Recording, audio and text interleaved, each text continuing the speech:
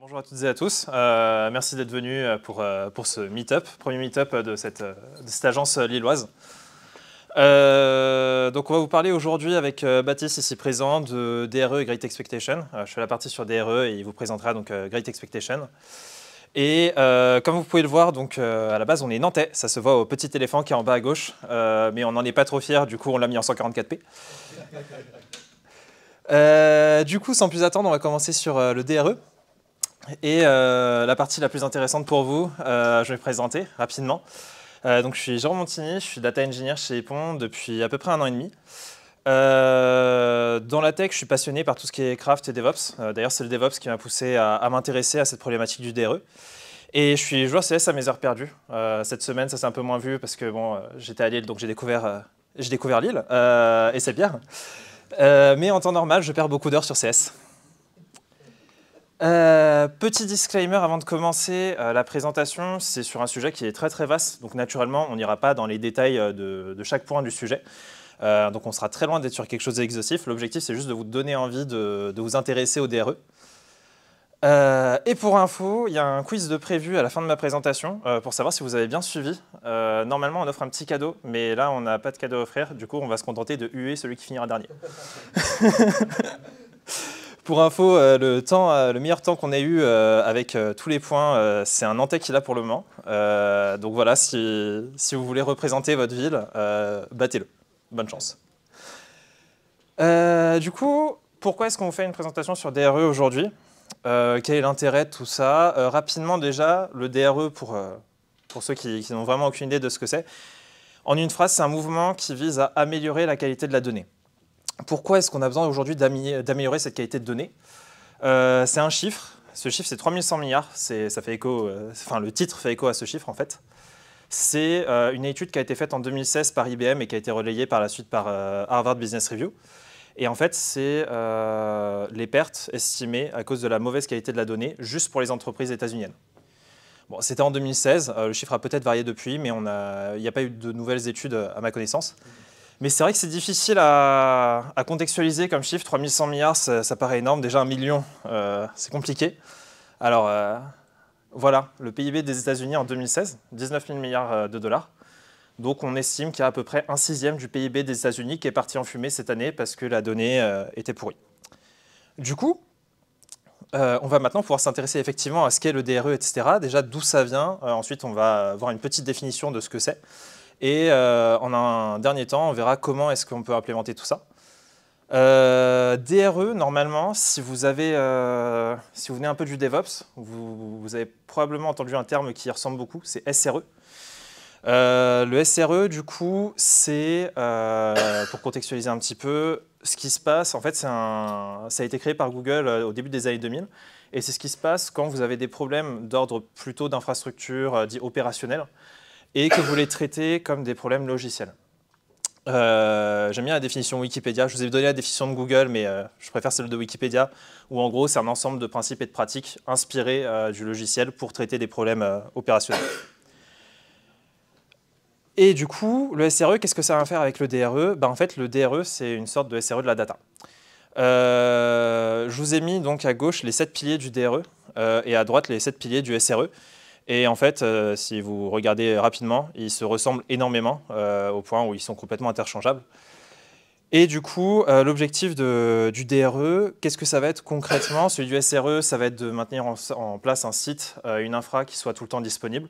Le DRE, pardon, lui, ça va plutôt être axé sur la qualité de la donnée, où il va avoir besoin il va mettre en place tout ce qui est nécessaire pour avoir une donnée qui soit de bonne qualité et disponible le plus souvent possible. On n'arrive jamais au 24 sur 24, 7 jours sur 7, mais ce serait l'idéal. Et la qualité de données, qu'est-ce que c'est? La qualité de données, c'est une bonne baguette de pain. Pourquoi? Déjà, il y a une question de fraîcheur. Une bonne baguette de pain, vous allez chez votre boulanger, vous voulez que la baguette elle vienne d'être faite. Idéalement, si la baguette elle est chaude, c'est top. La donnée, c'est pareil. Si on vous file une donnée qui est très vieille, par exemple, au hasard, une donnée de 2016, c'est pas bon. Vous n'allez pas pouvoir en faire grand-chose, vous n'allez pas savoir, peut-être que ça a changé depuis, etc. C'est pas top.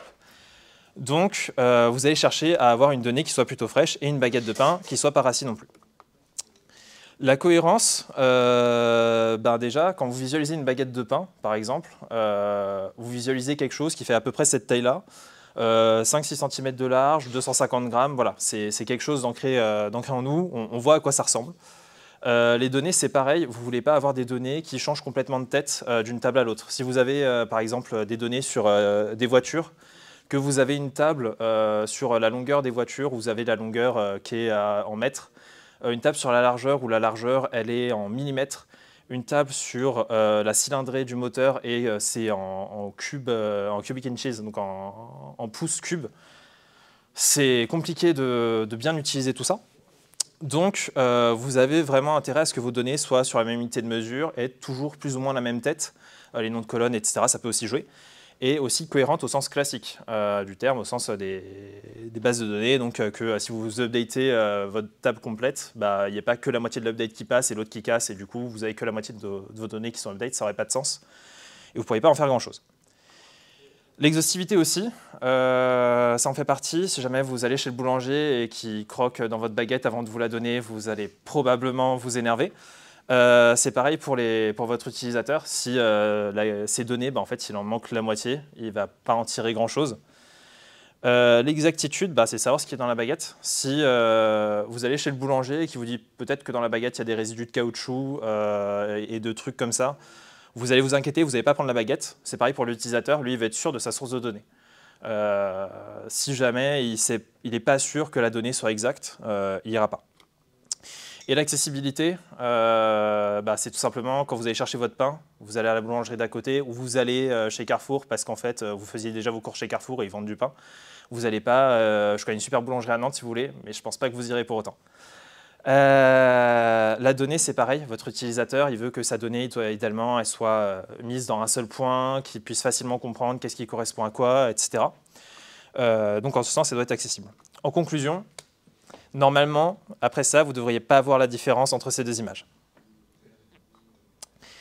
Et donc c'est bien beau tout ça, c'est à peu près défini, vous voyez peut-être à peu près ce que le DRE, mais comment est-ce qu'on l'implémente?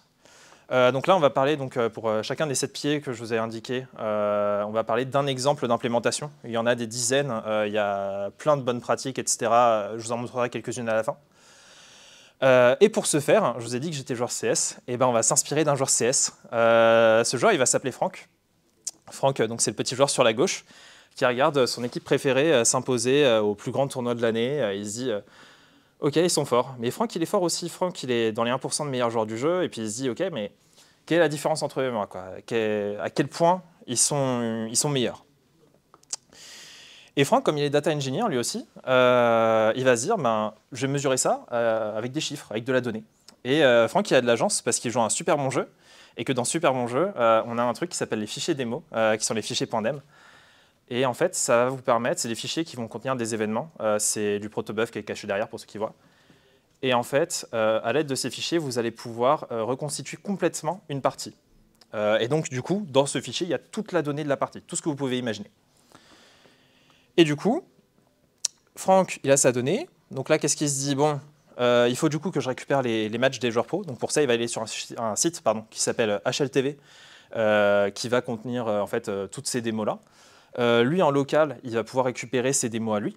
Donc comme ça, il a les données des matchs des joueurs pro, ses données à lui. Derrière, il va mettre ça dans un petit dossier de fichiers .dem.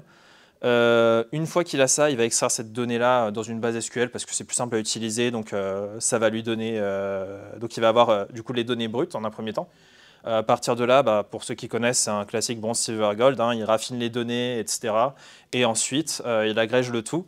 Et à partir de là, il va pouvoir faire sa data visualisation, ses notebooks s'il en a envie. Voilà. Franck, il est content, il a ses sources de données, son cycle de vie de la donnée. Il peut se mettre au travail. Et du coup, il se dit, bon, je vais commencer pour le tout premier truc. Je vais y aller à fond, quoi. Je vais me donner, et puis ça va être trop bien, ça va être super qualitatif. Et voilà son MVP, et il va se dire, bon, pour extraire la donnée, je vais mettre un petit script Python qui va lire le protobuf et envoyer ça dans du Postgre. Postgre qui sera sa base SQL sur toute la longueur, et derrière, il va avoir à nouveau du Python qui va se brancher dessus pour faire de la data vis, des notebooks, etc. Donc il se lance là-dessus et pour y aller, bah, il y va à fond, hein. Comme je vous l'ai dit, il commence par faire une infra avec du coup du Postgre. Pour manager tout ça un petit peu, pour orchestrer tout ça, il va mettre ça sous Cube. Il va vraiment y aller comme un fou. Et donc il commence ça un week-end, et puis bon, le week-end il se finit, mais lui il n'a pas fini, donc il continue la semaine, et puis la semaine elle se finit, lui il n'a pas fini, et puis il continue le week-end suivant. Et puis bah à un moment il en a marre en fait. Il passe son temps à faire de l'infra, lui c'est pas le but du projet. Donc il en parle au bureau, et puis au bureau il a de la chance, Franck, parce qu'il a un très très bon collègue qui est data engineer aussi, qui est très intéressé par le DRE, qui a quasiment l'équivalent d'un niveau Bac plus 8 en DRE, donc on va l'appeler Dr Dre, ce collègue. Euh, J'étais obligé, désolé. Et du coup, Dr Dre va lui dire à Franck, bah écoute Franck, intéresse-toi, enfin fais simplement ça avec un Docker en fait. Tu fais juste un conteneur Docker, tu n'as pas besoin de plus objectivement pour ta base pour le moment. Donc ça, c'est le premier pilier, c'est le fait de maintenir la simplicité, de garder quelque chose de simple pour être sûr d'avoir quelque chose de fiable. Et derrière, qu'il ne soit pas une galère à entretenir. Le jour où ça casse, bah, on sait que ça vient forcément du conteneur Docker et que ça ne vient pas de Kubernetes ou de Postgre ou on ne sait pas où. Et du coup, ben, Franck, il va suivre son conseil. Et puis voilà, maintenant, sa stack, elle ressemble à ça, avec un conteneur Docker qui fait tourner son Postgre, le tout en local. Et puis d'un côté, ses scripts Python, c'est bon, il les a finis. De l'autre côté, sa database, ses notebooks, il est content. Il est content et puis il fait évoluer tranquillement ses petits scripts SQL jusqu'au moment où il lance une requête SQL. Et là, paf, la requête, c'était une requête de transformation et puis elle ne marche plus. Et puis il ne comprend pas parce que cette requête-là en particulier, il n'a pas modifié, hein. Il n'a pas touché depuis au moins 2 semaines. Et en fait, il s'aperçoit que ce qu'il avait modifié, par contre, c'était la table sur laquelle se basait cette requête. Et du coup, bah, ça a cassé la requête et il n'avait pas du tout vu venir. Et du coup, il en parle toujours à son meilleur ami Dr Dre, qui lui dit bah, écoute, Franck, utilise DBT. DBT qui va donc vous permettre en fait, de mieux voir, qui vient en fait en surcouche de SQL, qui va vous permettre de mieux voir les modifications que vous avez faites, les impacts qu'elles vont avoir, etc. Et ça, c'est l'objectif du pilier de control release. Donc de voir un petit peu quels impacts ont nos modifications sur notre plateforme data, etc. Et là-dessus, DBT, bah, ça y rentre complètement. Donc Franck, il s'exécute, il fait ses petites modifications dans DBT. En plus, c'est cool parce qu'il était sur Postgre, donc il y a directement un connecteur, c'est parfait, ça marche super bien. Et il continue comme ça jusqu'au moment où son PC, en fait, il est plein. Il n'y a plus d'espace sur le disque dur. Et il voit un dossier qui s'appelle Postgre Data. Il le supprime. Et en fait, ce dossier, c'était le volume de son conteneur Docker. Donc, il vient de supprimer les 50 parties qu'il avait mis dans sa base de données. Et il a tout perdu. Donc, il est dégoûté. Et puis, il en parle du coup à son ami, toujours Dr Dre, qui lui dit bah, écoute, Franck, c'est peut-être. Tu commences à avoir beaucoup de données, peut-être que maintenant il faudrait passer sur Snowflake. Et en plus, sur Snowflake, ça ne serait pas arrivé. Parce que sur Snowflake, vous avez une fonctionnalité qui va vous permettre de undrop vos tables, etc.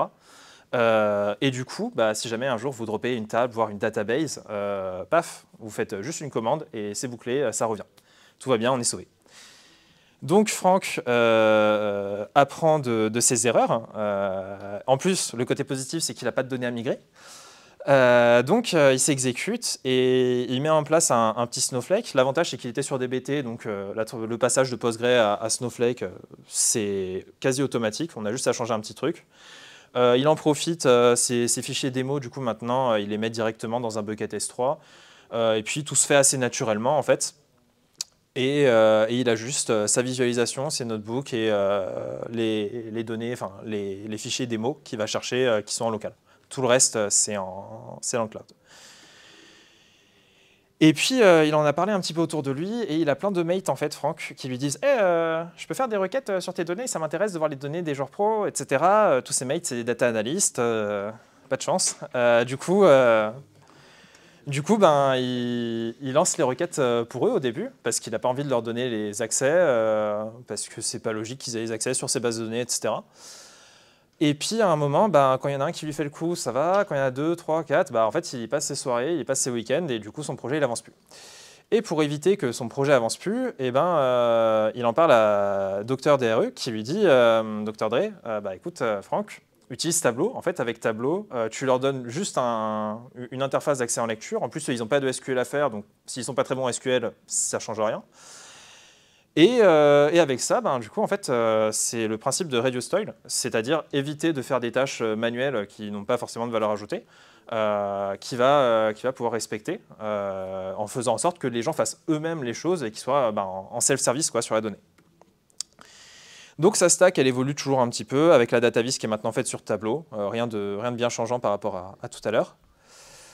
Et puis ça dure comme ça, et donc maintenant il a des utilisateurs, et puis à un moment, bah, il n'y a plus de données qui arrivent. Les nouvelles données, elles n'arrivent pas. Sa donnée n'est pas fraîche, et du coup, il y a un de ses utilisateurs qui s'énerve, qui lui dit Franck, écoute, il n'y a pas de données sur Snowflake, enfin il n'y a pas de données dans Tableau, donc lui il ne comprend pas, il n'a rien changé, il update tout, enfin il met toujours les fichiers des points démo dans son bucket S3, donc ça devrait être automatique, et il ne comprend pas, et puis en fait il s'aperçoit que, en fait, HLTV, qui est le site qui contient les démos, a changé un petit peu la façon dont les fichiers étaient nommés, et du coup maintenant ça a cassé un petit peu son mode d'ingestion, et son script d'ingestion en Python, et du coup la donnée elle n'est pas mise à jour. Donc il voit ça et puis il se dit ouais ok ça j'aurais pas pu le prévoir. Il en parle toujours à Dr. Dre et Dr. Dre il lui présente donc un MC pour Monte Carlo Data. Et en fait Monte Carlo Data ça va vous permettre, c'est une solution qui va permettre de monitorer la donnée, d'où le monitor everything, monitorer tout ce qui est possible dans la qualité de données. Et en l'occurrence ça lui aurait permis de voir que en fait ces pipelines soit ils tournaient plus, soit ils tournaient à vide. Et à partir de là, il aurait pu avoir des alertes, etc. et être alerté avant que ses utilisateurs ne s'aperçoivent qu'en fait que la donnée, elle est plus update, voire même alerter au passage les utilisateurs que la donnée, elle est plus update, faites attention. Et pendant ce temps-là, lui, voir ça, commencer à fixer, à réparer un petit peu tous ces problèmes. Et ça aurait pu lui éviter de se faire insulter, au pauvre petit Franck. Donc voilà, il a son petit Monte Carlo qui vient se greffer à la stack actuelle. Et puis, en fait, on arrive sur une semaine de majors, et les majors, il y a 100 maps qui sont jouées, donc il y a 100 fichiers démo à aller chercher. Et le premier, le deuxième, le troisième, ça devient répétitif, ça devient lassant, il en a marre, il a presque plus le temps de regarder les matchs, c'est décevant quand même. Et du coup, il commence à en avoir marre parce qu'à chaque fois, ce qu'il doit faire, c'est aller chercher sur HLTV le match, donc sur le site, le télécharger. Derrière, il doit upload ça sur son bucket S3. Et il en parle du coup à Dr. Dre qui dit mais Franck, tu utilises déjà du Python dans ton cloud, utilise-le aussi pour aller gérer tout ça. Et donc Franck il se dit bah oui en fait c'est tout à fait logique, je vais automatiser tout ça, c'est pas quelque chose qui est intéressant à faire, ça rapporte rien que ce soit moi qui le fasse à la main. Et du coup ce qu'il va faire c'est qu'il va lancer donc, du Python directement dans AWS pour aller scraper le site web. De son côté, il a un petit utilitaire en Python qui, à la fin de chacune de ses parties, en fait, va uploader directement le fichier. Et au total, du coup, il a tout qui fonctionne automatiquement de bout en bout. Il y a juste les notebooks et la data vis qui ne sont pas automatisés, mais ça, on ne peut pas y faire grand-chose. Et puis, ça continue jusqu'au moment où Franck, en fait, ses utilisateurs s'aperçoivent que dans leur game, eux aussi, ils peuvent upload leur game maintenant et qu'en fait, il y a des problèmes dans les games. Il y a des joueurs qui sont AFK et qui, du coup, cassent les données, des games qui se finissent très vite, des rounds qui sont pas joués sur des games pro, etc. Et du coup, il y a quand même un problème de qualité de données. Puis là, ça commence à devenir complexe. Franck, il ne voit pas trop comment gérer ça. Donc il en parle une fois de plus à son ami qui lui dit écoute Franck, je te présente Great Expectations, qui est un super outil qui va te permettre en fait, de voir la qualité de tes données et de poser des règles. Par exemple, si ma game dure moins de 16 rounds, je sais automatiquement, ou qu'il n'y a personne qui a atteint le 16 rounds gagné, je sais automatiquement que la game n'a pas été finie, donc il y a un problème. Donc je vais virer la game de mes données parce qu'elle diminue la qualité de mes données. Et donc, grâce à ça, Franck, il va pouvoir en fait amener ça au niveau de ses pipelines de données et vérifier à chaque fois, à chaque étape du pipeline, que la qualité de sa donnée est bonne selon des critères métiers. Et à partir de là, il est tranquille, sa stack, elle fonctionne. Hop, du coup, je vous laisse vous connecter. On va pouvoir lancer. Ouais. Il y a juste écrit bonjour, hein, faut pas s'inquiéter. J'ai hésité. C'est pas ce qu'ils disent, mais. Hop. Ok. Ouais, pour info, ça a commencé du coup. Désolé. Mais...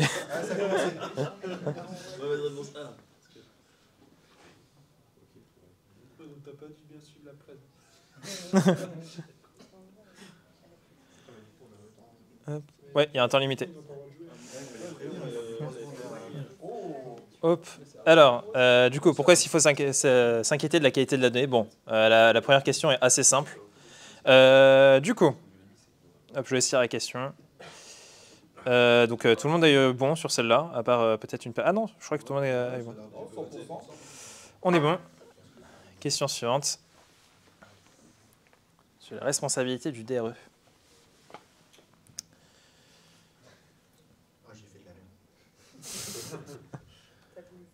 Ouais, c'est ça, il dépasse les 57 secondes. Donc effectivement, je vois que on a un participant en plus. D'accord, très bien. Donc effectivement, la qualité de la donnée entrante, c'est pas de la responsabilité du DRE. Lui, il peut rien à ce qui rentre. Tout ce qu'il peut, c'est gérer ce qui est dans ses mains, quoi. Donc c'est en ce sens qu'il doit juste lui produire une qualité de bonne donnée et disponible, et pas forcément s'inquiéter de ce qui rentre, enfin s'en inquiéter, mais à son entrée à lui, quoi. Hop. Question suivante, on est parti. Il fallait une blague. Hop, je vais en profiter pour changer la question ici.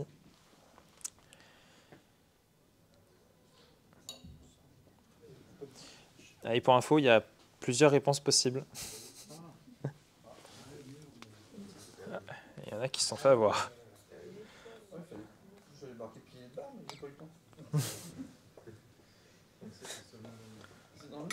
C'était un piège.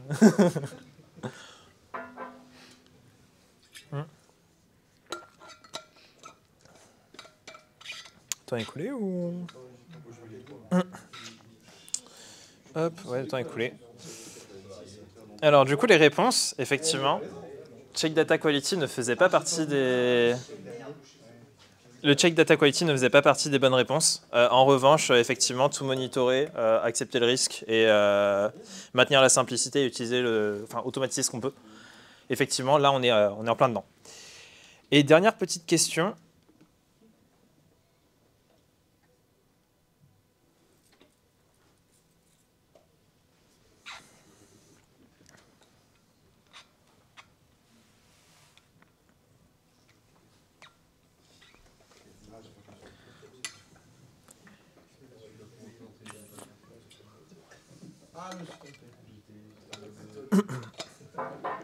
Et il y a une personne qui a eu faux. Je ne sais pas qui c'est. C'est bon, il y a une excuse, tout va bien. Donc effectivement, si vous avez des évolutions à faire et que vous voulez voir comment ça, vous assurer que ça se passe bien et que c'est sur du SQL, mieux vaut aller sur DBT. Python ne vous servirait pas à grand chose là-dessus. Snowflake n'a pas vraiment de rapport avec la question et AWS non plus. Donc, normalement, elle était plutôt simple. Et du coup, au niveau du leaderboard, on a Yawen qui finit premier. Toutes mes félicitations. En 37 secondes seulement, ce qui fait qu'il met quand même une grosse distance au record. Je tiens à dire que j'ai fait le test tout à l'heure. Moi, j'ai mis 40 secondes. C'est-à-dire que je ne sais pas s'il a lu les questions. De quoi? Le premier gagnant qui bosse pas. Ensuite, on a Val, Arnaud, TomTom, Raphaël, Thomas. On a un deuxième TomTom, très bien. On a un Jérôme dans l'assemblée, très beau prénom. Aurélien et Gabi en dernier. Vous allez pouvoir me huer. C'est mon manager. Aurélien qui a quand même répondu en 30 secondes. Donc,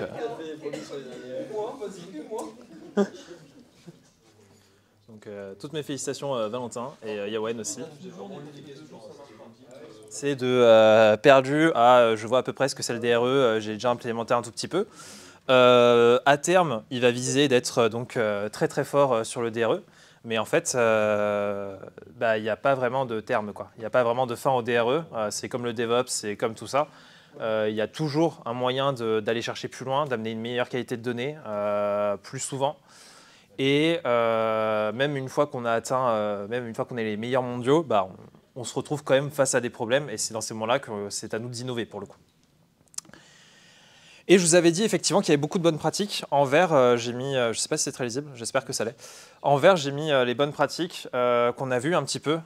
Donc par exemple, l'alerting sur la donnée, le monitoring de la donnée. Avec DBT, on a vu, enfin, on n'en a pas trop parlé, mais il y a du data lineage qui est mis en place.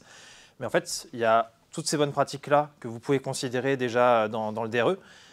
Et en fait, c'est à peine la partie émergée de l'iceberg.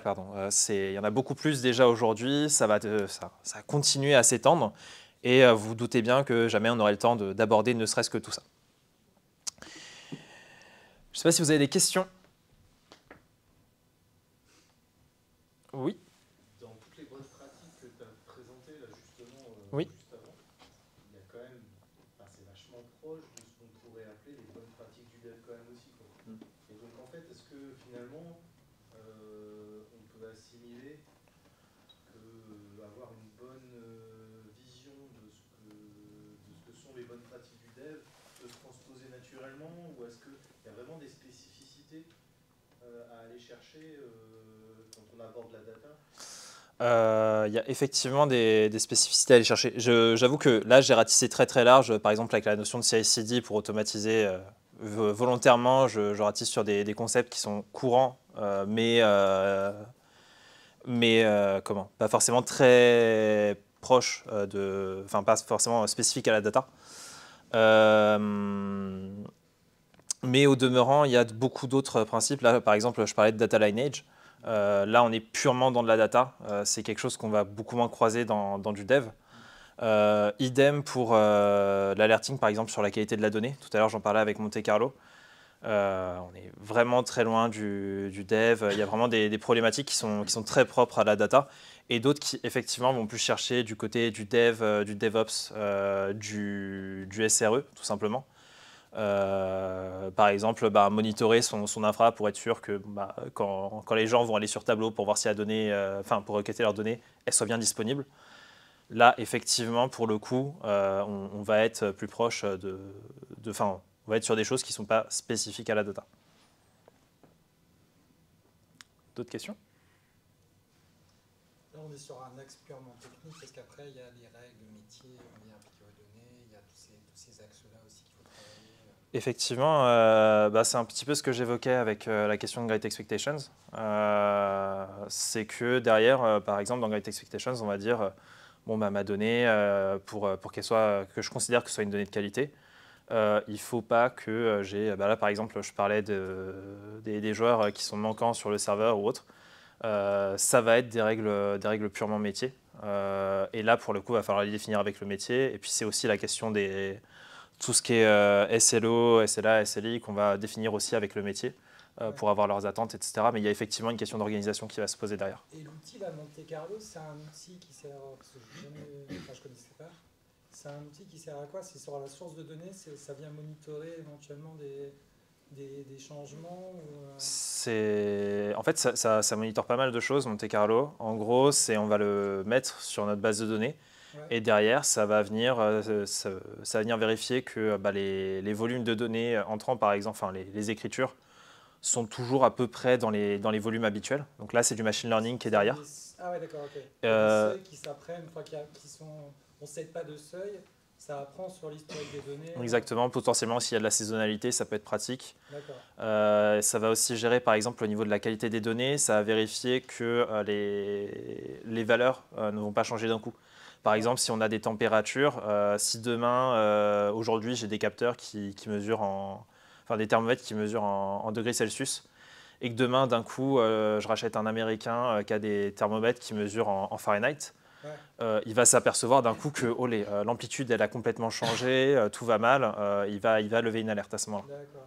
Donc ça vient en complément de Grid Expedition, c'est un peu une forme d'automatisation en fait par rapport à l'historique de données. C'est ça.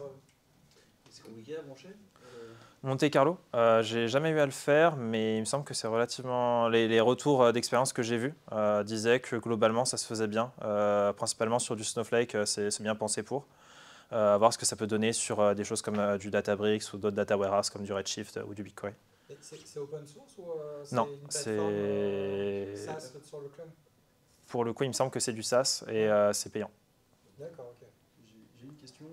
Là, ce qu'on voit, c'est qu'au final, on va avoir une multiplication des différentes technos utilisées, des différents intervenants. Par exemple, si on parle de Healthcheck ou d'Outlier sur la donnée d'entrée, ça aurait très bien pu être codé en Python. On vérifie par exemple qu'il y a une certaine donnée de quantité, que si la partie a duré X fois plus de temps et que ça sort de je sais pas quel truc mathématique, on ne la considère pas.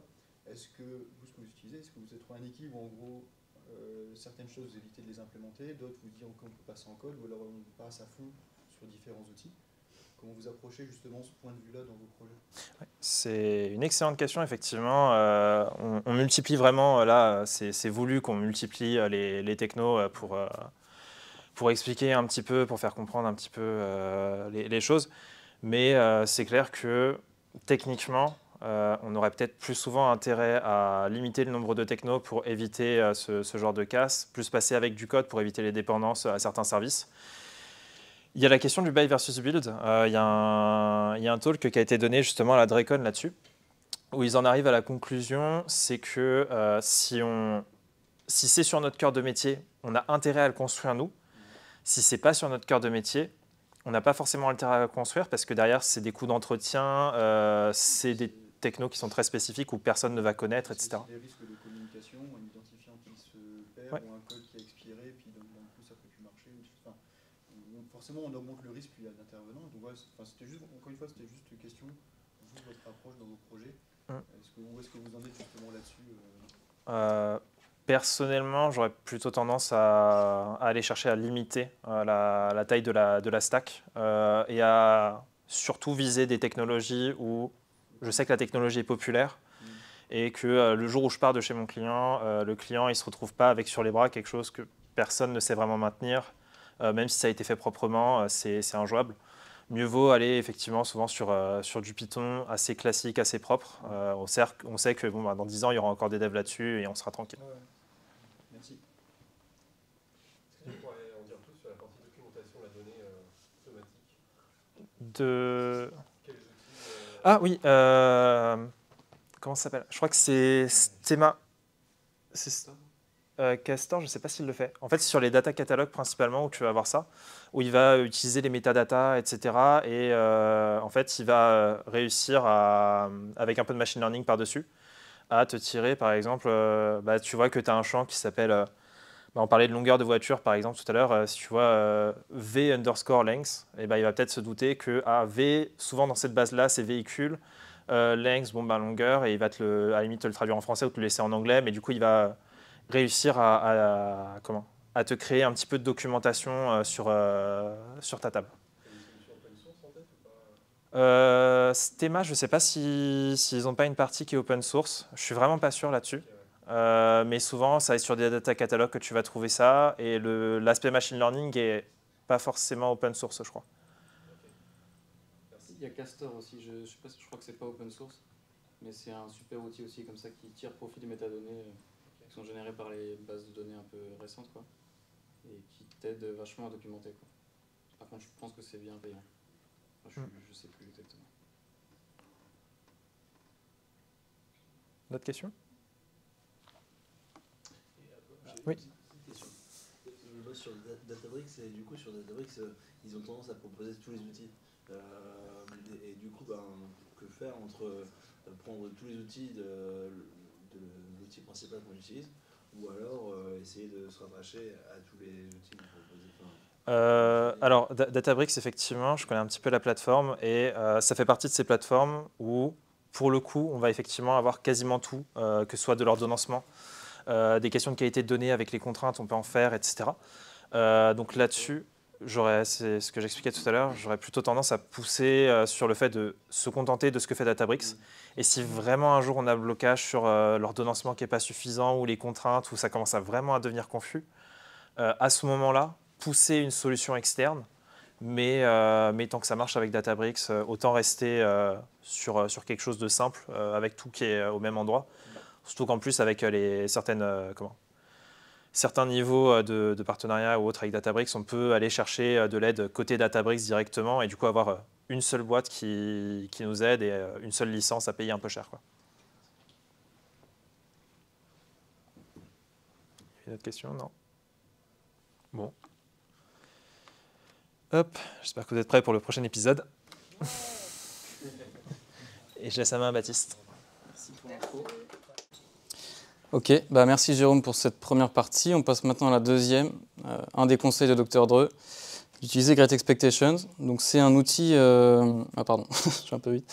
C'est un outil open source, une librairie Python, qui permet de faire des tests sur les données et pour pouvoir mesurer du coup notre qualité de données et ensuite intervenir dessus et pouvoir du coup l'améliorer. Pas mal de choses, c'est très flexible. Comme je dis, c'est open source et c'est du Python. Donc on va essayer de voir un peu comment ça fonctionne. Comme Jérôme, je viens de Hippon Nantes. Ça fait 2 ans que je suis chez Hippon. Enfin, j'ai commencé en stage chez eux et ensuite en CDI. Et sinon, je fais du golf. C'est vraiment ma passion. Donc voilà. Donc on va faire ça en 3 parties. Petite introduction, on va essayer de voir un peu l'historique, d'où ça vient Great Expectations, depuis quand c'est là et quelle est sa maturité. Ensuite, on rentrera un peu plus dans le vif du sujet. Et on fera on balayera un peu les concepts de l'outil. Enfin, on ne rentrera pas trop dans le détail, mais au moins les éléments un peu importants. Et on fera les allers-retours entre la slide et le code, parce qu'on fera une démo du coup de chaque concept pour essayer de voir comment implémenter les premiers tests. Et également aussi l'infra et l'intégration, comment on fait tourner Great Expectations concrètement sur un vrai projet, où est-ce qu'on peut le faire tourner.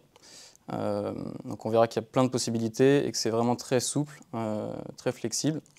Et dans une 3e partie, on prendra un peu de hauteur. L'idée ici, c'est de voir que, encore une fois, que Great Expectations, c'est très souple, très flexible, et du coup, il y a plein d'usages qu'on peut en faire. C'est pas que pour les data engineers, en fait, ça peut vraiment s'adresser à plein de métiers différents. Bon, c'est quand même très utile pour les data engineers, mais voilà, il y a plusieurs usages possibles.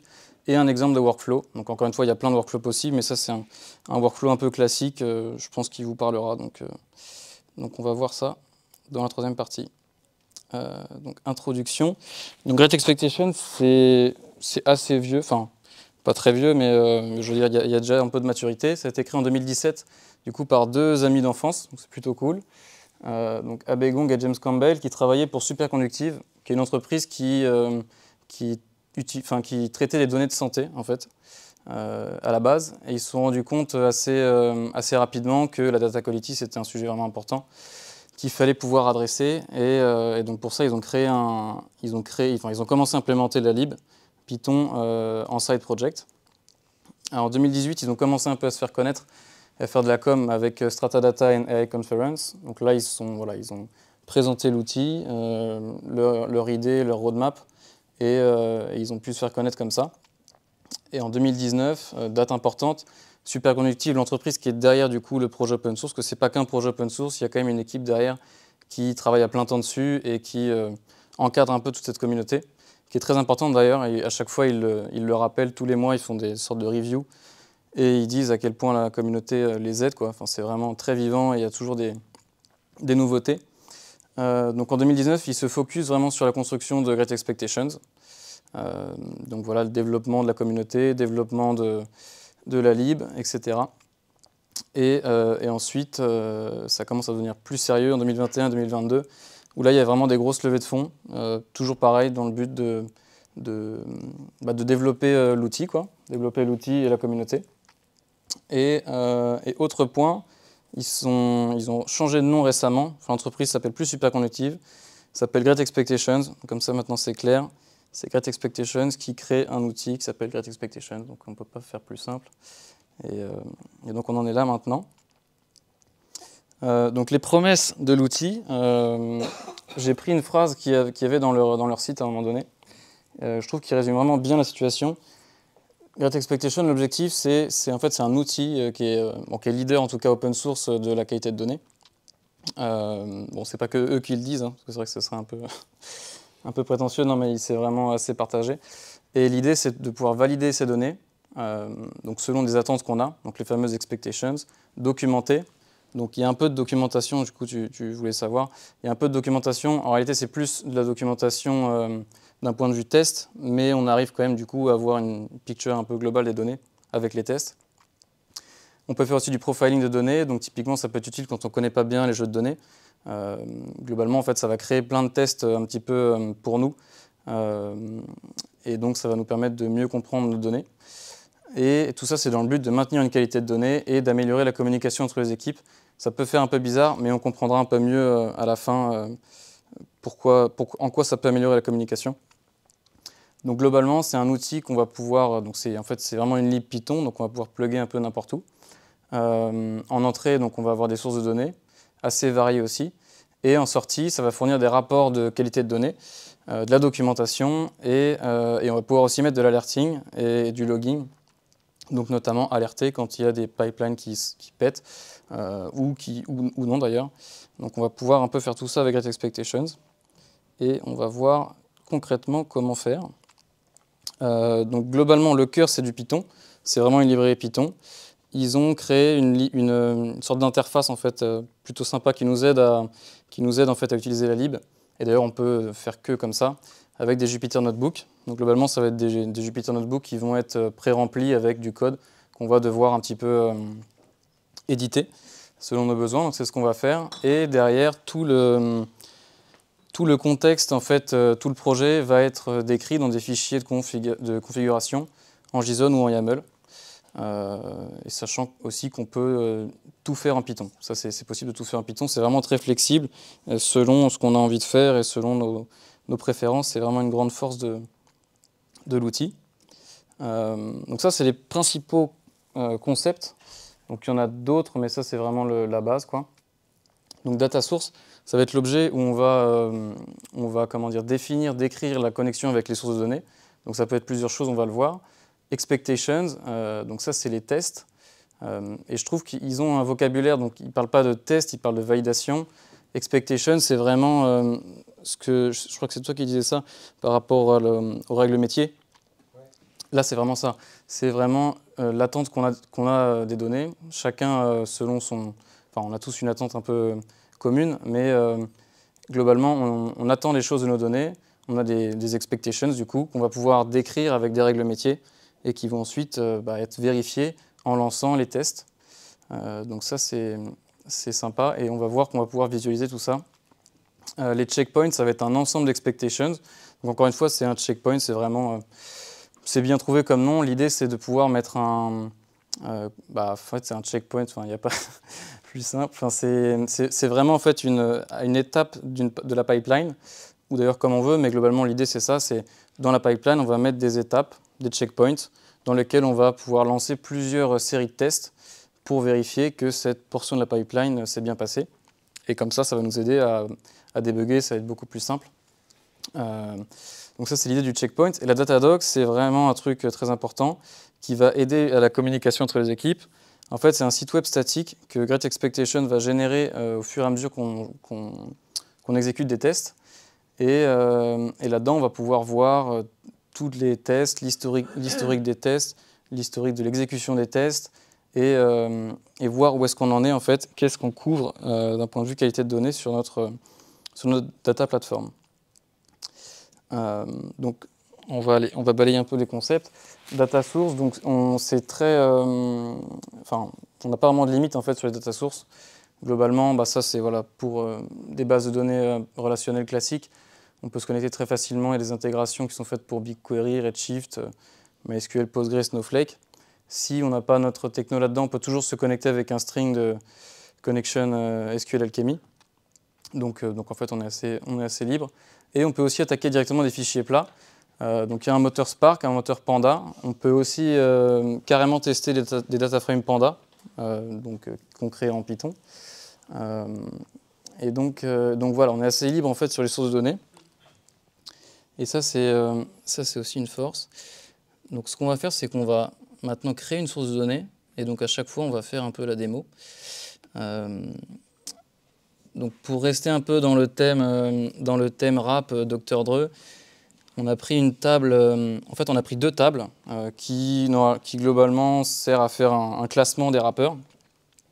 Donc moi j'ai une base Postgre qui tourne sur un conteneur Docker, une table qui s'appelle Pols, je ne sais pas si vous voyez bien. Donc j'ai une table qui s'appelle Pols avec, voilà, avec un rang, un titre, un artiste, un genre, etc. Et une table qui s'appelle Ranking, avec également des choses un peu similaires, l'année de parution, l'artiste, etc. Donc nous, l'idée, ça va être de pouvoir créer des tests sur ces deux tables et de voir voilà, ce qu'il en est. Et donc c'est ce qu'on va faire maintenant. Donc ça, c'est un projet vide. J'ai juste installé en fait, un environnement virtuel. Donc c'est du Python, donc j'ai créé un petit environnement virtuel. Et j'ai installé juste ces libs-là, donc Great Expectations, SQL Alchemy qui va nous permettre de nous connecter à notre base Postgre, enfin une base SQL, et ça c'est juste une sorte de driver pour se connecter à Postgre. Pardon. Ok, donc là ce que je vais faire, et ça c'est rien, c'est juste pour tout à l'heure, pour aller un peu plus vite. Donc Great Expectations, c'est du Python, mais il y a aussi une CLI, donc on va pouvoir utiliser maintenant. Ok. Ah oui, bon, je vais d'abord activer l'environnement.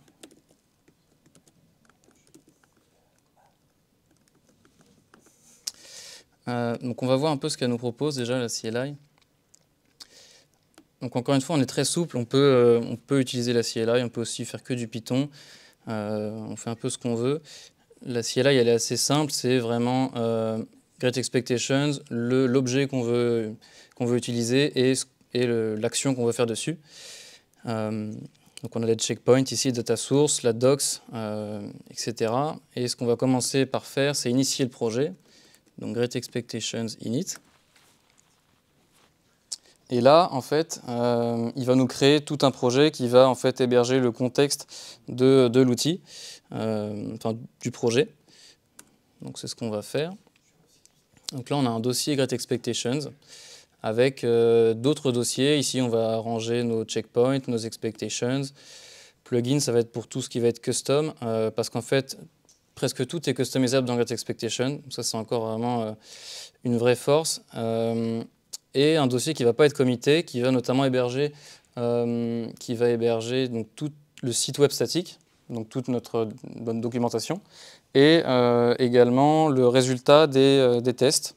Donc on va avoir un historique du résultat des tests qui peut être super intéressant si on veut voir un peu l'évolution de notre qualité de données. Tout ça, on va pouvoir le visualiser dans le site web. On a également un fichier qui est un petit peu un fichier de configuration un peu général, qui est... ah non, pardon, c'est pas celui-ci, c'est celui-ci.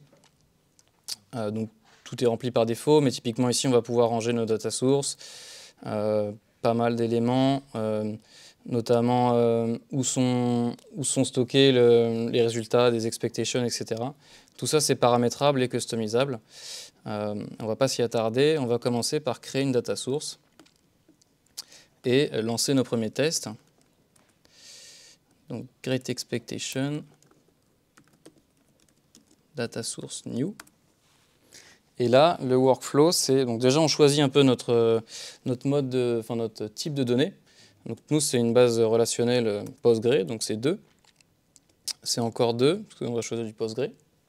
Mais voilà, on peut choisir un peu ce qu'on veut. Et si on n'a pas, on peut choisir aussi une string de collection SQL Alchemy. Et là, l'idée, c'est à chaque fois, en fait, ça va se passer comme ça quand on utilise le CLI. C'est un notebook qui va s'ouvrir avec du coup la librairie qui est en fait pré-remplie, donc qui nous aide en fait à utiliser la lib et l'outil. Mais ça, on peut totalement l'utiliser dans des scripts custom. Donc c'est un peu comme on le sent. En tout cas, là, pour la démo, ça va nous permettre d'aller un peu plus vite. Donc là, l'idée, c'est de créer une source de données. On va pouvoir exécuter ça sans trop se prendre la tête. On va donner un nom à la source. Démo Postgre, par exemple. Ici, bon, c'est le plus important, on va donner les éléments pour se connecter. Moi, ça tourne en local.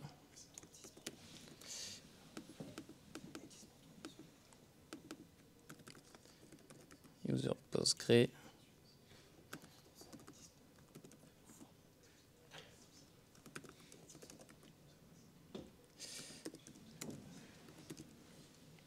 OK, et je vais donner une table, on n'est pas obligé, mais je vais le faire. Et ensuite, ça, c'est ce qui va être écrit en fait dans notre fichier, dans un de nos fichiers de config, qui va lui permettre de se souvenir de la connexion. Et c'est notre data source. Donc c'est du YAML ici. On va pouvoir tester la connexion. Donc ça, c'est bon.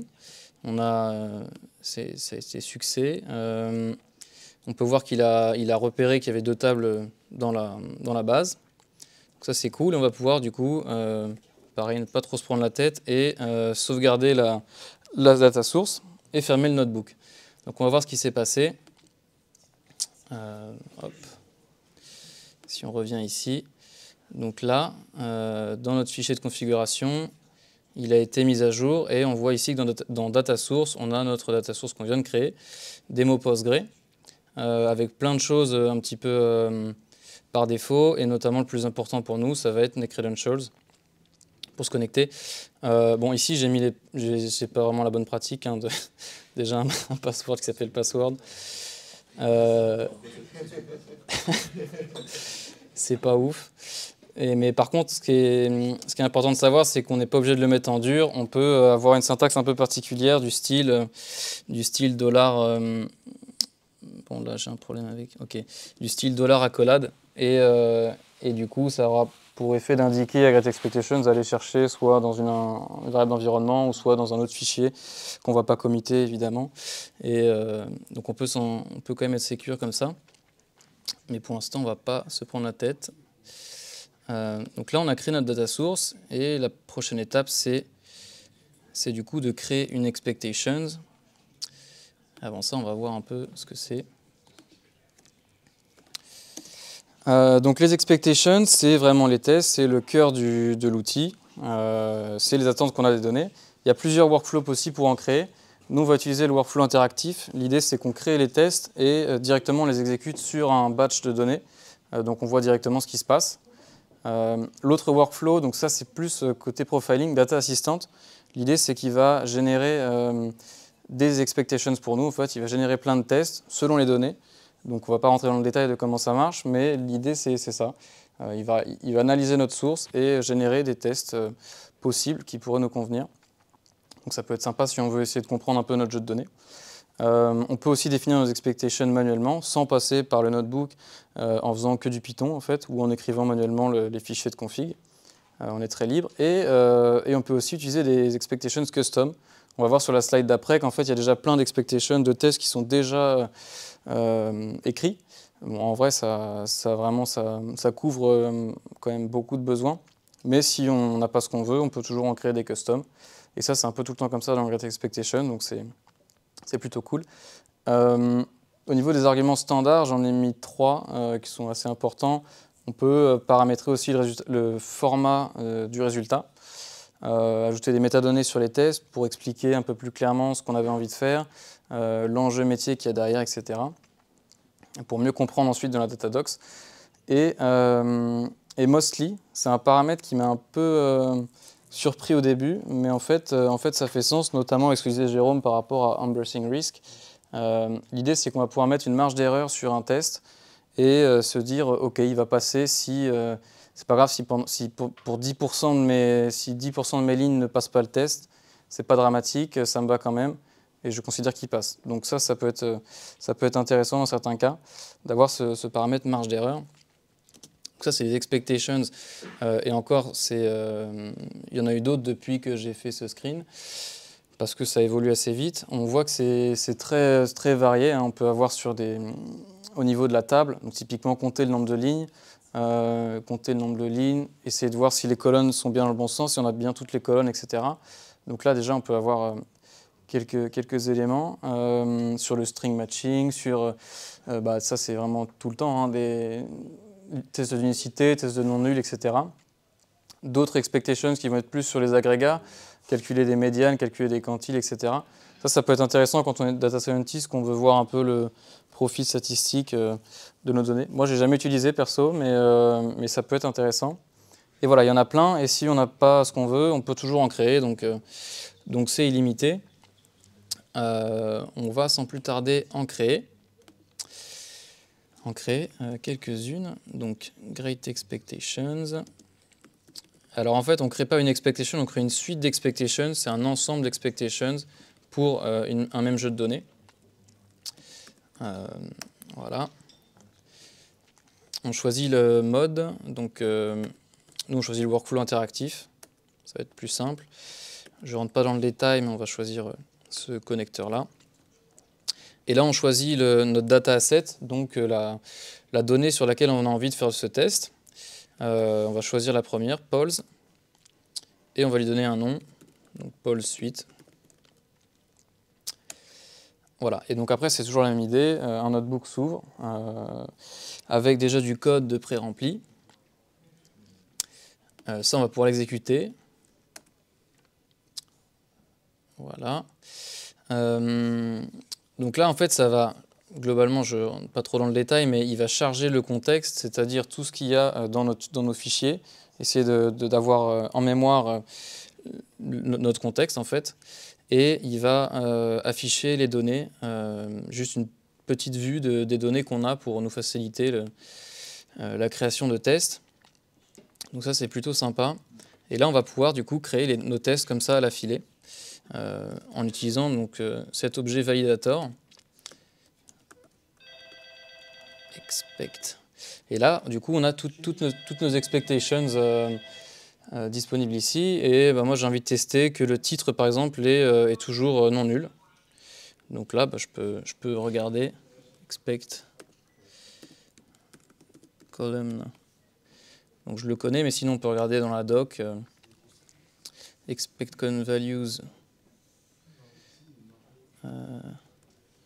Voilà, je vais déjà tester son unicité. Title. Et là, on est en interactif, donc on a directement le résultat. Donc il est un petit peu... Enfin voilà, c'est du JSON, hein, il sera plus beau tout à l'heure.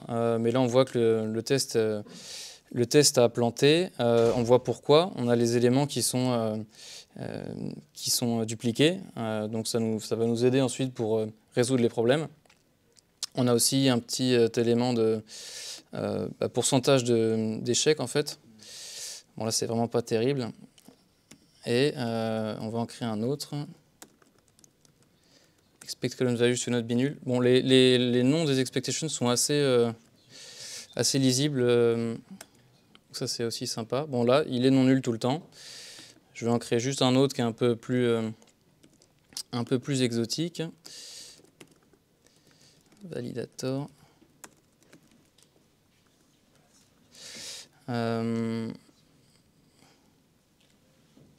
To be inset. Là, ce que je vais faire, c'est que je vais essayer de tester le genre pour vérifier qu'il y ait bien soit male, soit female. Donc ça peut être un use case qu'on a. Et donc il y a déjà une expectation qui est faite pour ça, donc c'est cool. Gender. Value set.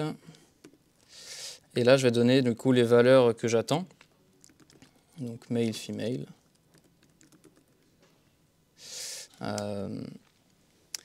Et là, pas de chance. Enfin, en tout cas, il n'y a pas de jugement là-dessus, mais il y a... Et voilà, c'est pas tel que je l'attendais. Il y a des valeurs, donc il y a le champ mix qui existe. On a aussi, encore une fois, le nombre de valeurs qui ne correspondent pas à mes attentes. Donc voilà, ensuite on va pouvoir sauvegarder nos tests, nos expectations, pardon. Et voilà, donc ça va sauvegarder ce qu'on a fait dans le notebook en dur dans notre projet. On va pouvoir quitter le notebook et voir ce qui s'est passé. Et en fait, dans les expectations, il y a un dossier qui a été généré. Donc, en l'occurrence, ici, ce n'est pas du YAML, c'est du JSON, mais c'est globalement la même idée. Ce qui est intéressant ici, c'est que bon, on a du coup toutes nos expectations qui sont là, et à aucun moment on parle des données. Tout à l'heure, on avait les données parce qu'on était en interactif, on avait envie de voir les choses, mais ça, c'est totalement indépendant des données en fait. C'est vraiment juste des tests, des idées qu'on a, des attentes qu'on a des données, des règles métiers. Et donc, c'est indépendant des données. On va pouvoir du coup le lancer sur plusieurs données. Donc, si on fait des trucs un peu génériques, ça peut être intéressant. Et en fait, on va voir quand est-ce qu'on fait le lien avec les données. C'est dans le checkpoint. Pour que ce soit un peu plus sympa, je vais rajouter une autre expectation que j'avais préparée, qui est sur l'autre table. Donc c'est à peu près la même chose, avec juste une expectation sur l'année, où j'attends à ce que le year soit entre 1980 et 2010, au moins 80% du temps. Donc on va voir un peu ce que ça donne. Et donc maintenant, ce qu'on a envie, c'est, on a défini nos tests, on veut pouvoir les exécuter. Et donc pour ça, il faut un checkpoint. C'est ce qu'on va créer maintenant. Donc encore toujours la même histoire. Great expectations, checkpoint, new. Et là, il faut lui donner un nom. Demo checkpoint. Donc encore un petit notebook. On peut lancer ça sans se prendre la tête. Et ici, on va définir notre checkpoint. Donc, c'est quelle suite d'expectations on va lancer sur quoi. Donc, c'est vraiment ça, avec aussi d'autres choses qu'on verra tout à l'heure. Donc, typiquement, lui, par défaut, il m'a pris une suite d'expectations. Il s'est dit que peut-être j'avais envie de la lancer. Il se trouve que oui, mais j'ai pas envie de lancer que ça. J'ai aussi envie de lancer l'autre que je viens de copier. Et donc, on peut les ajouter comme ça. Donc là, ce qui se passe ici, c'est qu'on a un nom, et là, c'est les validations, donc c'est l'ensemble des suites qu'on va lancer. La data source, donc notre base, sur quoi on va lancer, notre table et notre suite. À savoir que là, c'est sur toute une table, pardon, mais on peut aussi passer une requête SQL. Donc ça peut être vraiment sympa si on veut juste une partie de la table, ou même autre chose, faire des jointures. Bon, c'est pas forcément conseillé, mais on peut faire ça. Et ici, du coup, je vais lancer l'autre, qui est sur la table Rankings. Et la suite s'appelle Ranking Suite. Rankings Suite. Ça m'a l'air d'être bon. Tac, tac. On peut du coup tester si la config est bonne, c'est OK. Et on va pouvoir sauvegarder le checkpoint dans notre contexte. Donc voilà ce qu'il a écrit. Et si on regarde ici, on a donc dans notre dossier un fichier YAML qui a été généré, voilà, qui juste décrit le checkpoint. Donc ici, ce qui est intéressant, c'est aussi donc c'est le nom, c'est les validations, on en a parlé. L'autre élément important, c'est les actions. C'est là qu'on va définir tout ce qui se passe une fois que le test a été exécuté. Donc par défaut, lui, ce qu'il va faire, c'est qu'il va me stocker le résultat des validations quelque part. Il va, en l'occurrence, ça va être dans des dossiers uncommitted, mais on peut le faire ailleurs. Il va aussi update à Datadocs, donc recréer le site web, etc. Là, on peut mettre vraiment ce qu'on veut. Donc il y a d'autres types d'actions qui existent, d'autres classes en fait. Et si on n'a pas ce qu'on veut, on peut aussi en créer des customs, encore une fois. Donc c'est très libre. Et c'est typiquement ici qu'on va mettre nos alertes. On va pouvoir définir qu'on envoie une alerte Slack, une alerte email si le test a planté ou s'il a réussi, etc. Donc ça c'est cool. Et voilà, c'est à peu près tout pour le checkpoint. On va pouvoir juste le lancer pour voir ce qui se passe.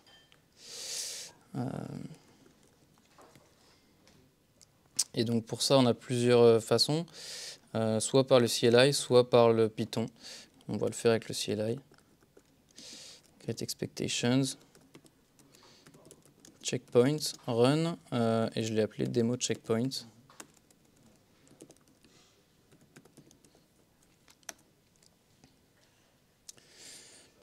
Donc là, on voit qu'il y a les deux suites qui se sont exécutées. Donc elles ont toutes été exécutées complètement. Les deux ont fail, c'est pas grave, on va essayer de voir pourquoi. On va essayer de voir pourquoi en utilisant la Datadog justement. Et donc pour ça, c'est Great Expectations doc build. Et là, on arrive du coup au site web. On arrive au site web qui a vocation à être partagé par toute l'équipe, hein, même les métiers. Donc si vous voyez bien, là on a du coup les deux runs qu'on a fait. En fait, c'est le run qu'on vient de faire, mais qui avait deux suites d'expectations. Donc on peut voir qu'est-ce qui s'est passé dans ce run. Tout ça, c'est des choses par défaut, mais on peut aussi customiser le rendu. Enfin, le site web, on peut le customiser. C'est des choses qui sont possibles. Là, donc on a des informations sur l'exécution de la suite. On voit donc encore une fois qu'on a là ici juste 4% de valeurs qui sont pas expected, qui ne sont pas attendues. Donc on va pouvoir les corriger ou pas en fait. Le titre, quelles valeurs ne sont pas attendues, le pourcentage de non expected, etc. On a un élément qui est bien passé. Donc voilà, on a des éléments ici. Pareil pour l'autre. Et l'autre, ce qui est intéressant, c'est que typiquement ici, sur l'année, j'avais fait un test. L'année doit être entre 1980 et 2010, au moins 80% du temps. Déjà, ce qui est cool, c'est qu'il m'a aussi généré cette phrase-là. Ça, on peut le customiser. Bon, par défaut, il trouve un truc plutôt cool et lisible. Et en fait, le test, il est passé. Il y a quand même 19% d'inattendus, mais vu que j'avais fait le paramètre mostly qui autorise 20% de marge d'erreur, c'est passé. Donc là, on a à la fois les tests qui sont historisés, l'exécution des tests, et on a aussi la définition des tests ici. Donc c'est généré automatiquement par rapport au fichier qu'on a créé. Donc typiquement, là, voilà, tout le monde, quelqu'un qui arrive sur le projet, il peut voir où est-ce qu'on en est, qu'est-ce qu'on teste. Donc ici, sur cette suite, on va tester le genre, le titre, etc. Et voilà, c'est à peu près tout. Donc on a terminé avec la démo. Et ça, c'est vraiment un outil qui va être utilisable par tout le monde, quoi. Hop. Et on peut vérifier des comparaisons sur des lignes, entre des colonnes, enfin, oui, colonnes, ouais. compris entre telle et telle autre ouais. colonne. Ouais, ça c'était, en fait c'est là, multicolonne. Donc ça c'est aussi super intéressant et puissant. Et encore une fois, on peut en créer des customs. Donc en fait, tu fais vraiment ce que tu veux. Donc maintenant, l'autre question, c'est comment on fait tourner ça et où on fait tourner ça. Donc on a vu qu'on pouvait le faire en local avec le CLI et les fichiers YAML ou JSON. Donc concrètement, on lance des commandes, ça ouvre un notebook et ensuite ça stocke tout ça dans les fichiers de config YAML et JSON qu'il va utiliser pour relancer plus tard. Et bien en fait, on peut aussi le faire sans CLI et sans YAML. Et la réponse, c'est juste avec du Python, en fait. Donc c'est la force aussi de l'outil. Juste avec du Python. Et du coup, comment on fait? L'idée, c'est de pouvoir... en fait, on a la possibilité, donc on fait un peu ce qu'on veut, mais c'est très facile d'externaliser les expectations, à la fois la définition des tests, l'exécution des tests, où est-ce qu'on va stocker une sorte de log, en fait, et où est-ce qu'on va stocker la Datadog. Ça, on n'est pas obligé de le faire en local, là où tourne Great Expectations. Donc typiquement, une pratique que personnellement j'ai déjà fait et qui est super sympa, c'est d'externaliser tout ça dans des S3, dans des cloud storage. Du coup, on va juste avoir besoin d'une machine pour lancer le Python et ensuite, il n'y aura pas de données qui va rester dans le il n'y aura pas de données dans l'environnement qui exécute Great Expectations. Ce sera externalisé ailleurs, proprement. Et donc ça, c'est totalement possible. Great Expectations, c'est aussi, donc, de par le fait que ce soit très, qu'il y ait une grosse communauté, que ce soit très flexible et assez facile d'utilisation et customisable, il y a plein d'intégrations. Là, j'en ai mis que 6, mais en fait, il y a peut-être une centaine. Donc, à la fois les orchestrateurs, par exemple, il y a des opérateurs Airflow qui permettent de lancer directement des jobs, des tests Great Expectations. Prefect, Flight, Daxter, Slack, on peut envoyer des notifications facilement sur Slack. Databricks aussi, bon, il y en a plein d'autres. L'idée, c'est qu'on va pouvoir le brancher vraiment partout, c'est très flexible et c'est vraiment un avantage de l'outil. Donc, partie 3, on essaie de prendre un peu plus de hauteur et de voir les usages. Bon, j'ai mis ça parce que je suis data engineer en vrai, hein. Je dis pas que les autres bossent pas, hein. L'idée, c'est que voilà, c'est assez flexible et ça peut intéresser plusieurs gens, plusieurs personnes en fait, enfin, plusieurs profils, pardon. Donc explorer les données avec tout ce qui va être profiling. Quelqu'un qui arrive sur un jeu de données qu'il ne connaît pas, ça va l'aider en fait, comprendre un peu mieux ces données. On peut tester une pipeline, donc on va aussi le voir tout à l'heure avec un workflow, mais quand on est des ingénieurs, qu'on a envie vraiment de voir ce qu'on fait à chaque étape, typiquement entre bronze et silver, entre silver et gold, etc. On peut tester nos transformations, monitorer, alerter. On peut aussi mettre en place des stratégies, typiquement à intervalles réguliers sur la prod. Sur la dernière, sur la prod, on va lancer des tests en continu et alerter s'il y a des soucis, alerter les équipes, donc à voir qui, mais typiquement les équipes de dev, pour résoudre les problèmes. Et penser à plein d'autres choses en fait, parce que les actions, ça peut déclencher, je sais pas, moi ça peut envoyer une requête HTTP sur un autre truc et ensuite gérer le problème automatiquement. Enfin, on peut vraiment imaginer plein de scénarios possibles. Et donc voilà, et aussi de documentation. Donc documentation, ça va apporter ça va améliorer la communication entre les équipes dans le sens où je suis data engineer, moi je vais créer des tests pour vérifier que ça marche. Mon product manager ou mon PO qui va être plus orienté métier, qui lui connaît ses données, il va pouvoir voir avec moi si j'ai bien testé, si j'ai un problème, moi je vais pouvoir aller le voir et on va pouvoir discuter ensemble sur un même support qui va être la Datadocs. Et tout le monde va être réuni autour de ça en fait. Ça va être notre source de vérité qui va nous permettre de mesurer notre qualité de données et ça clairement quoi. Donc plusieurs métiers, plusieurs usages. Donc ça c'est le workflow. Enfin, c'est le workflow. Un workflow possible. L'avantage de Great Expectations, c'est pas le cas dans tous les outils de test, mais lui il peut, c'est d'aller tester avant même d'ingérer la donnée en fait. Ça peut être intéressant.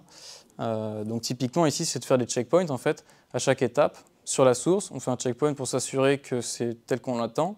Ensuite, on va extraire la donnée. On peut refaire un checkpoint. On va transformer un peu la donnée, donc c'est vraiment bronze, silver, gold. Vérifier que on n'a pas fait des transformations, nos transformations sont bonnes, etc. On va pouvoir tester à chaque étape. Et l'idée, c'est vraiment ici les checkpoints pour se rendre compte de l'évolution de notre pipeline, enfin de nos données dans la pipeline. Et on en arrive à la fin. Conclusion, voilà, moi je pense que le plus important c'est que c'est un outil open source, qui a une grosse communauté derrière, qui évolue vite, et c'est vraiment suivi, parce qu'il y a une entreprise derrière qui gère le truc quand même. C'est très flexible, il y a beaucoup d'intégration, parce que c'est aussi du coup très customisable. Donc on peut faire globalement pas mal de choses, des fois ça peut être un peu plus compliqué, mais on peut faire presque ce qu'on veut en fait. Il suffit d'avoir un environnement Python qui soit capable d'exécuter la lib et puis c'est bon. On rentre dans le DRE. Déjà c'était un conseil du docteur, donc premier critère. Et sinon oui, c'est vraiment l'idée de pouvoir mesurer sa qualité de données pour ensuite agir dessus et l'améliorer. C'est un outil qui avance vite et à l'instar d'autres projets open source comme DBT ou Airbyte, il y a une version cloud qui est en train de se construire et ça devrait sortir en 2023. Donc voilà, à suivre.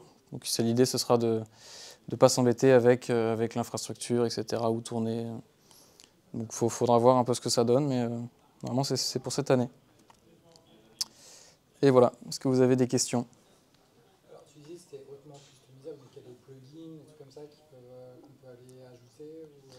Ouais, par rapport à la communauté, là, j'imagine qu'il y a des choses qui sont développées autour de l'outil. Oui, en fait, il y a déjà ils ont une belle doc où ils t'expliquent, ils te font des petits templates, des kits, etc. Ils t'expliquent en fait comment eux ils ont développé typiquement les actions. C'est une classe en fait, c'est une classe Python qui hérite d'autres classes et ils vont t'expliquer comment créer cette classe, comment l'implémenter et c'est comme ça que ça va être customisable en fait. Donc ouais. Alors, ça va être une question très rapide. Là, j'ai bien compris qu'on n'allait pas avoir de problème sur des grosses quantités de données, parce que c'est fait pour ça. Mais est-ce que moi, au jour le jour, quand tu as un client qui vient et qui me demande de vérifier quel CSV sur un data lake, est-ce que c'est utile d'utiliser une telle bibliothèque ou est-ce qu'il y a toujours une notion d'échelle importante ? Non, Enfin, pour moi, en fait, déjà, la complexité, elle n'est pas portée par l'outil, elle est portée par la base. Ouais. Donc déjà, il y a ça. Et ce qui fait qu'en fait, si tu as beaucoup de données à gérer, c'est pas l'outil. L'outil, lui, il va simplement créer après des requêtes. Donc si c'est une base SQL, il va transformer ce que tu veux en des requêtes SQL. Si c'est du Spark, il va faire autre chose, etc. Et donc, oui, non, en fait, très rapidement, tu as vu, très rapidement, on a testé des choses. Tu peux le faire aussi, pareil, pour des fichiers plats à tester dans un bucket. Il n'y a pas vraiment d'échelle pour moi. Il n'y a pas d'échelle, tu peux le faire quand tu veux et combien de fois tu veux, je pense. Pour des tests que tu as besoin de faire régulièrement quand même. Oui, c'est-à-dire que tu peux le faire assez facilement et c'est fait pour, mais mais implémenter les tests qu'on doit sur les données. Imaginons on a un data catalogue, on définit des tests de qualité sur les données, voilà, des ranges de valeurs, etc. Et on vient implémenter ça avec Cyclic. Ouais. Si tu veux faire de l'exploration ou tu as un problème de run et tu veux rapidement voir dans ta donnée où ça peut venir, tu peux rapidement voir quand même pas mal d'infos. En fait, tu peux faire les deux, c'est vraiment ça, il y a plusieurs usages, quoi. Tu peux le faire en mode one shot, juste très rapidement j'installe le truc et je vérifie une chose. Ou tu peux aussi le faire en mode un peu plus continu, où continuellement je lance cette requête-là, enfin je lance mon test, voir comment ça évolue, quoi. Mais les limitations de l'outil, que je verrais moi personnellement, c'est que des fois ça peut être un peu complexe. Enfin, les promesses sont bien, c'est-à-dire qu'on peut concrètement customiser les choses, faire ce qu'on veut, mais des fois c'est pas forcément très clair dans la doc. C'est plutôt à ce niveau-là, au niveau de l'utilisation, quoi. Mais sinon, moi j'aime bien cet outil. Je sais pas s'il y a d'autres. Ouais. D'analyse un peu plus statistique, ou alors en fait, je veux dire, par rapport à une donnée, il va regarder vraiment localement si une donnée sort d'une range, par exemple, ou alors est-ce qu'on est capable d'aller construire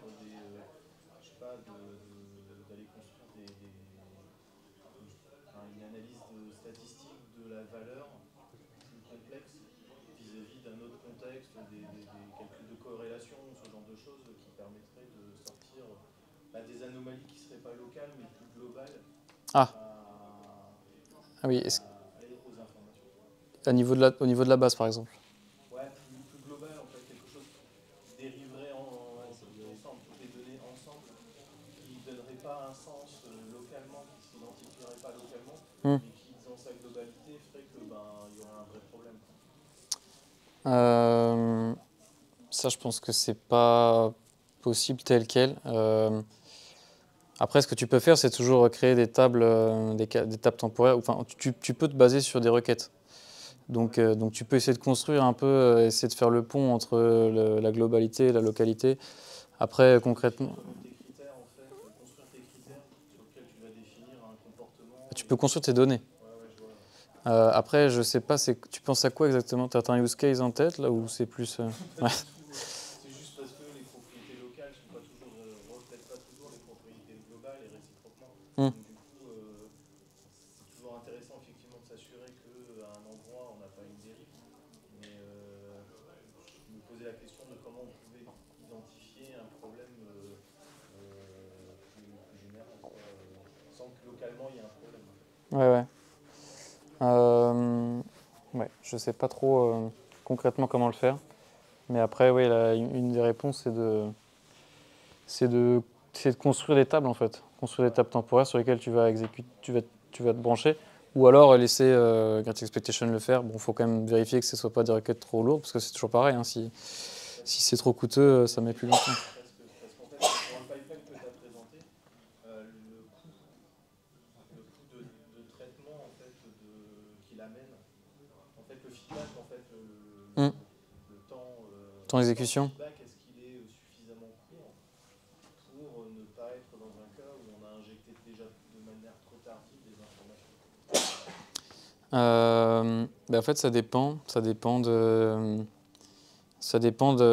la quantité de données, des tests que tu fais, en fait. Parce qu'à la fin, suivant le test que tu fais, il va faire une requête qui va être plus ou moins coûteuse, quoi. Si c'est un test d'unicité et puis que lui il scanne et il voit qu'il y en a un doublon, il s'arrête et c'est bon. Si c'est Si c'est faire d'une regex sur un string, il va devoir tout gérer. Enfin, ça va être beaucoup plus long, quoi. À la fin, c'est vraiment du SQL à la fin ou autre chose, mais faut avoir en tête ça, quoi. Il peut pas aller plus vite que. C'est un peu l'idée. Hein. Tu peux bloquer ton pipeline en fait. En gros, dire bon bah, mon pipeline il fait la transformation de données. Là, je le bloque à ce moment-là en attendant la réponse de Great Expectation. Et après, dans les actions de Great Expectation, dire bah, le pipeline reprend du coup. Ah oui, oui. Bah oui, c'est ça l'idée là. C'est ça, là, c'est vrai que j'étais peut-être pas clair, mais. C'est juste que tu rallonges le temps de ton pipeline. C'est possible d'être en monitoring ou alors en bloquant. Ouais. D'accord, les deux modes sont possibles. Les deux modes sont Bah, complètement possibles. c'est ça. En fait, c'est dans les actions que tu gères ça. Ou même ailleurs, enfin même plus haut. Si toi, tu orchestres Great Expectation avec un orchestrateur, tu vas lancer des checkpoints et puis tu vas voir si c'est bon ou pas. Si c'est bon, tu fais autre chose. Si c'est pas bon, tu fais pas. Et c'est vraiment ça l'idée là. Hein. C'est tu testes ton checkpoint. Si ça passe, ça passe. Et si ça passe pas, bah tu vois ce que tu fais, quoi. Après, c'est peut-être une autre question naïve, c'est est-ce qu'il donne des éléments de remédiation Ah, ouais. réajuster pour, même si c'est peut-être vraiment trop souvent associé à la sémantique de la donnée elle-même, mais est-ce que lui, il peut te dire Comment corriger le problème non.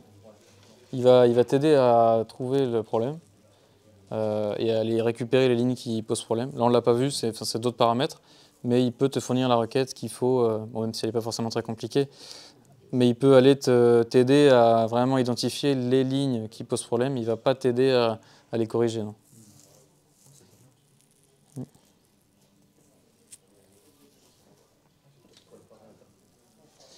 Ouais, c'est... Du coup, tu peux voir les requêtes SQL qui sont effectuées. Tu peux le voir, mais pas... Enfin, tu peux le voir si tu te mets sur ta base et tu vois ce qui s'est passé, quoi. Lui, je sais pas trop si... Il me semble... L'objet validateur, tu peux pas regarder. Peut-être. J'ai pas trop regardé. Je sais qu'il y a un moment donné, je suis pas certain de ça qui te donne ce qu'il a fait. Mais peut sûrement, hein, c'est possible. Hein. Il envoie quelque chose. Oui, oui. Mais après, sinon, ouais, tu peux regarder ce qu'il fait derrière. Mais globalement, ce qu'il fait derrière, lui, c'est qu'il va, en tout cas quand c'est du SQL, il va créer des tables temporaires pour faire ces choses. Et ensuite, il va agréger tout ça et récupérer juste le résultat qui lui va. Et après, il supprimera ça. Et ça dépend des sources. Enfin, ça dépend des sources, ouais. Il essaie quand même de tirer profit de la techno qu'il y a. Donc voilà.